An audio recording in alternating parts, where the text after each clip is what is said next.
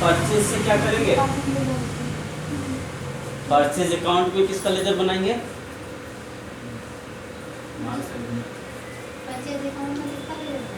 Purchase account के अंदर किसका लेजर बनाएंगे? जो हमको सामान खरीदना है दुकान के लिए वो परचेज रजिस्टर के अंदर बनाएंगे। परचेज अकाउंट के अंदर जो बेचना है वो सेल अकाउंट के अंदर। जिस पार्टी से माल हमको खरीदना है वो सैलरी क्रेडिटर्स के अंदर, और जिस पार्टी को बेचना है वो अब रहा कि जब हम लेजर बना लेंगे उसके बाद हमारा काम होगा एंट्री करने का। मतलब अब सामान परचेज करना, यहाँ तक तो लिस्ट बनाए ना। हाँ, अब सामान परचेज और सेल करना चालू करेंगे। तो मान लो कि हम परचेज कर रहे हैं, तो एक परचेज करने के लिए एक डील में क्या क्या होता है? तो सीरियल नंबर, डेट डाला हुआ रहता है कितना तारीख को माल परचेज किए या सेल किए। पार्टी नेम, पार्टी नेम में जहाँ से हम सामान खरीद रहे हैं या फिर जिसको माल बेच रहे हैं। और अगर नगद खरीद रहे हैं तो कैश। और आइटम नेम, जो सामान हम खरीद रहे हैं। अब इसमें ध्यान देना है क्या कि अगर परचेज कर रहे हैं, ये परचेज रजिस्टर है ना जी, परचेज कर रहे हैं ना, तो इसको परचेज रजिस्टर बना रहे हैं। तो अगर परचेज कर रहे हैं तो हम वो सामान उठाएंगे जो हम परचेज अकाउंट के अंदर डालेंगे, लेजर बनाएं, है ना। अगर हम सेल वाला डालना चाहेंगे तो नहीं आएगा, तो वो हो गया। और पार्टी नेम में हम किसका नाम डालेंगे?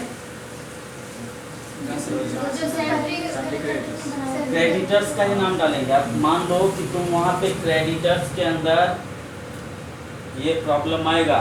सैलरी क्रेडिटर्स के अंदर मान लो बनाए हैं हम क्या? अंकित शॉप गिरीश,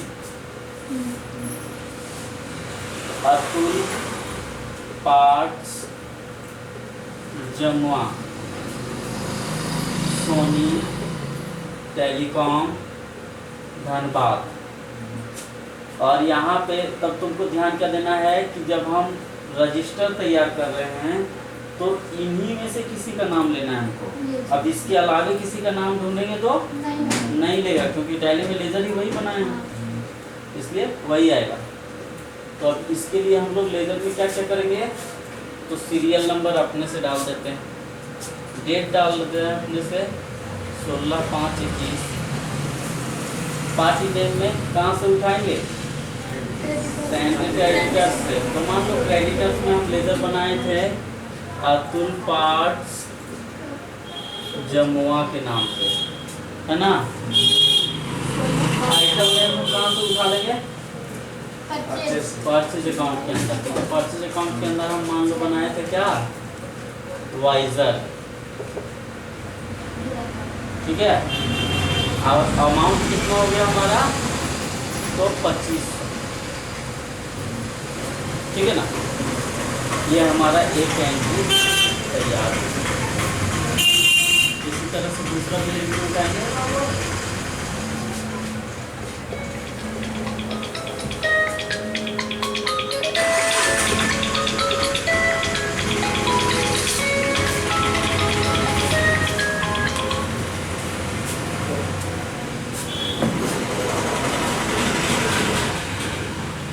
सोनी का मोबाइल यहाँ से लिए 25,000 रुपये में,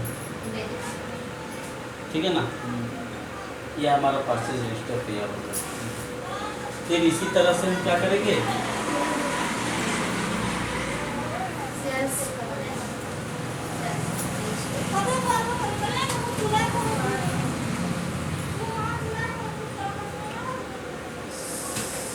सेल रजिस्टर तैयार करेंगे। सेल रजिस्टर का मतलब क्या हो गया? जो हम माल बेचेंगे या बेचे हैं, है ना। तो इसके लिए भी हम वैसे ही डायग्राम बनाते हैं, serial number, date, party name, item name, और क्या था?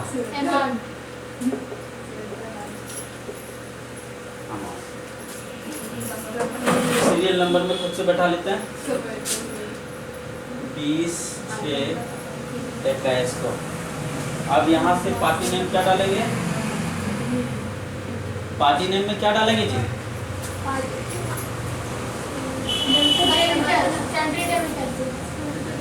डेबिटर्स डालेंगे ना। तो डेबिटर्स मान लो बनाए थे क्या? राजा मोबाइल लैपटॉप, ठीक है। क्या इसको बेचे हैं? तो नोकिया का मोबाइल बेचे हैं। कितना रुपये में बेचे हैं? 17,000 रुपये, ठीक है ना। इस तरीके से क्या करना है? सेल का तैयार करेंगे। अब तो सेल और परचेज जब करेगा तो सेल और परचेज दोनों टाइप से होगा। किस टाइप से? कैश और पार्टी नेम के हिसाब से दोनों होगा ना। ये हो गया उधार और ये हो गया क्या? कैश, मतलब नगद। तो जब लेजर तुम तैयार करोगे तो क्या करोगे? सॉरी, रजिस्टर जब तैयार करोगे तो यहाँ पे कैश का भी रजिस्टर तैयार करना है। नहीं, इसी में रहेगा।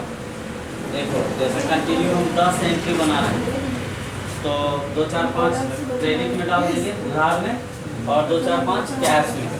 25/6/21 को कैश में क्या बेचे हैं? सैमसंग 22,000 रुपया, ठीक है ना। ऐसे करके रजिस्टर तैयार कंप्यूटर में कैश नहीं लेगा ना भैया? रहेगा। कैश का ऑटोमेटिक लेजर बना हुआ रहेगा, कैश का लेजर नहीं बनाना पड़ेगा। तो ये रजिस्टर तुम्हारा तैयार हो गया परचेज और सेल का। अब हम अगर उधार में सेल किए तो एक काम हमारा और बढ़ गया। अगर नगद में सेल किए या नगद में परचेज किए तो वहीं पे मामला ख़त्म हो जाता है कि 25,000 का मोबाइल सेल किए और 25,000 उससे क्या किए? ले लिए। कैश में यही ना होता है, जितना रुपए का सामान बेचे उतना पैसा ले लिए, फिर ना उससे हमको कोई मतलब नहीं है। लेकिन अगर उधार में हम माल दिए या खरीदें तो फिर उसमें एक काम हमारा बढ़ जाता है। कौन सा काम बढ़ता है? तो अगर उसको हम सेल किए हैं 25,000 रुपये का सामान, ध्यान देना करिए, तो यहाँ पे हमको वो क्या करेगा? अगर 25,000 रुपये का हम सामान किसी को बेचे हैं तो वो हमको क्या करेगा? उसके अगेंस्ट में पैसा देगा ना जी। कब देगा? हेलो, हाँ,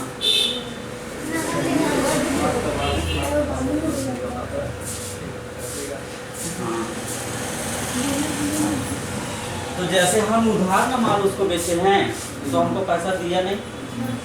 अब पैसा नहीं दिया तो पैसा हमको बाद में लेकिन देगा, है ना। तो क्या करता है? इसका अगेंस्ट में वो 15/6/21 को हमको 5,000 रुपये दिया, है ना। किसको बेचे थे? रमेश कुमार को बेचे थे, है ना। रमेश कुमार को 25,000 का मोबाइल बेचे थे। उसके अगेंस्ट में क्या किया ये? तो हमको 5,000 रुपया दिया 15/6 को, फिर 22/6 को फिर 5,000 रुपया ला के दिया। यही ना होता है। ये जिसके पास पैसा एक ही बार आ गया तो एक ही बार दे सकता है ना। हो सकता है कि 22 के बाद उसके पास पैसा आया और वो हमको 30/6 को क्या किया? कितना बच गया? 15,000 रुपये दे दिया। 30/6 को उसको पेंशन मिल गया और पेंशन मिला तो सारा पैसा उठा के दे दिया। ना। तो यहाँ पे वो 25,000 दे दिया। तो अब हमारा काम क्या बढ़ गया कि जिस जिस डेट में ये हमको पैसा दिया वो फिर हमको स्लिप काटना होगा ना। तो ये रिसिप्ट कहलाता है। जो पैसा हम लेते हैं वो क्या कहलाता है? रिसिप्ट कहलाता है। तो अब एक काम यहाँ पे और बढ़ गया कि ये 3 डेट में हम रिसिप्ट का एंट्री मारेंगे कि 15/6 को रमेश कुमार 5,000 दिया, फिर 22/6 को रमेश कुमार 5,000 दिया, और फिर 30/6 को रमेश कुमार क्या किया? 15,000 दे दिया। इसका खाता क्लोज हो गया। इधर तुम्हारा डेबिट क्रेडिट दोनों बराबर हो गया। 25,000 का तुमको सेल दिखा रहा है और इधर 25,000 का रिसिप्ट भी दिखाने लगा। तो खाता बंद। अब यहाँ पे ये जो एंट्री करेंगे हम लोग, लेजर बनाने के बाद तो एंट्री ही ना करेंगे। एंट्री का मतलब क्या? सेल परचेज ना चाहिए, सेल परचेज पेमेंट रिसीप्ट जो भी है। तो ये जो एंट्री करेंगे उसका कुछ मोड बना हुआ है यहाँ पे कि किस मोड में कौन सा एंट्री करेंगे। सब अलग अलग एंट्री होगा। जैसे परचेज करेंगे तो अलग मोड में होगा, सेल करेंगे तो अलग मोड होगा, पेमेंट करेंगे अलग मोड होगा। तो वहाँ पे कुछ मोड है, उसको नोट कर लेना। जैसे F1 सेलेक्ट कंपनी। F1 में क्या होगा? अगर हमको कंपनी सेलेक्ट करना, सबसे पहले टैली ओपन करते हैं। टैली ओपन करने के बाद क्या करना पड़ता है आपको? मान लो उस टैली में 10 कंपनी बना हुआ है, तो उसमें से हमको क्या करना है? अपना वाला टैली को, हाँ, अपना वाला टैली को निकालना है, तभी ना उसमें एंट्री करेंगे। हाँ, तो उसके लिए पहले कंपनी को सेलेक्ट करेंगे। तो सेलेक्ट करने के लिए क्या करेंगे? F1 है ना। F2 से डेट चेंज। जब हम एंट्री करेंगे तो जैसे मान लो कि 15/6 को हमको 5,000 रुपया दिया, वो 15/6 को दिया। पूरा इधर रुकिए जरा।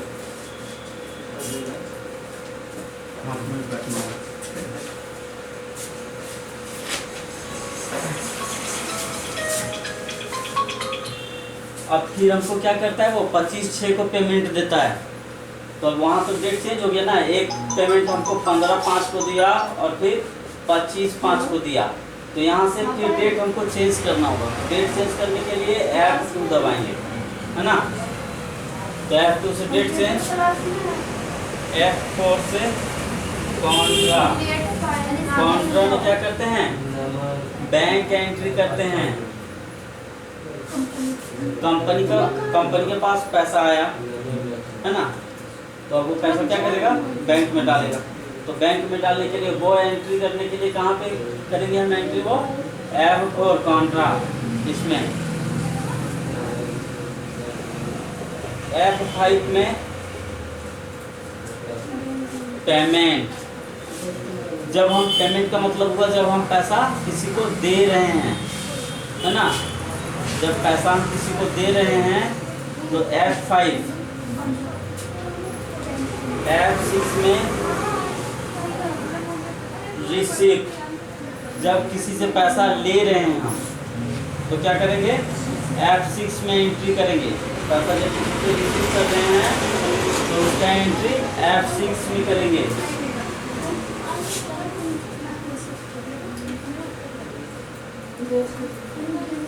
F7 में जर्नल।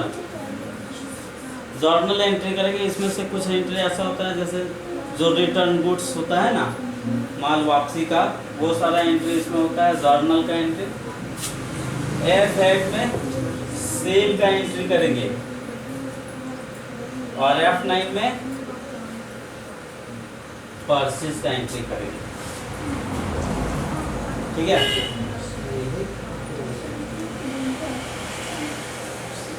तो इतना सारा मोड पे हम लोग को काम करना है एंट्री काउंटिंग वाचर के अंदर। इतना सारा मोड पे काम करना है।